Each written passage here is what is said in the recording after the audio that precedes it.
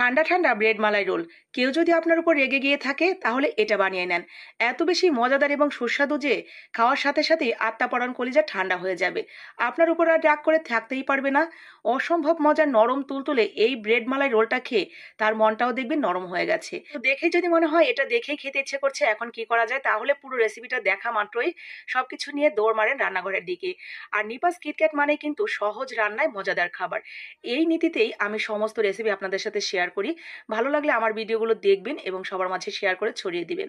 কারণ যে কোনো খাবার কম খরচে মজাদার করে যদি বানানো যায়, যেমন মজাদার খাবার আমরা খেয়ে নিতে পারবো, সেই সাথে সংসারের অনেকটা খরচও কিন্তু বাঁচিয়ে নিতে পারবো। ভালো লাগলে পেজের সাথে যুক্ত থাকার জন্য পেজটা ফলো করে রাখতে পারেন। পরবর্তীতে যে কোনো ভিডিও সবার আগে আপনার কাছে পৌঁছে যাবে। ব্রেডগুলো ঠিক এইভাবে বেলনি দিয়ে বেলে চারদিক থেকে ব্রাউন অংশটা কেটে আমরা রেখে দিলাম এক সাইডে। আর এইখানে নিয়েছি গরুর দুধ, সাথে 2টা এলাচ, একটু ঘি দিয়ে আমরা জাল করে নিচ্ছি কিছুক্ষণ।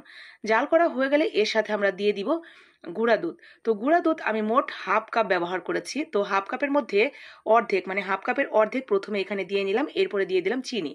তো চিনি আপনারা কে কতটুকু মিষ্টি খেতে চান সেই অনুসারে অ্যাড করে দিবেন। আমি খুব বেশি কিন্তু দেইনি, কারণ গুঁড়া দুধ দিলে এমনিতেই মিষ্টি হয়ে যায়, আবার ব্রেডও কিন্তু খেতে একটু মিষ্টি মিষ্টি হয়। আবার ভেতরে যে পুরটা দিব সেটাও মিষ্টি হবে। তো সব কিছুর ব্যালেন্স রেখে এখানে চিনি আমি খুবই কম দিয়েছি।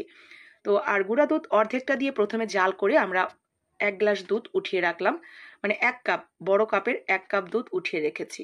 আর বাকি যে দুধটা ছিল সেখানে আবারও আমি যে অর্ধেকটা গুঁড়া দুধ ছিল না, তো সেই গুঁড়া দুধটা দিয়ে জাল করে নিলাম।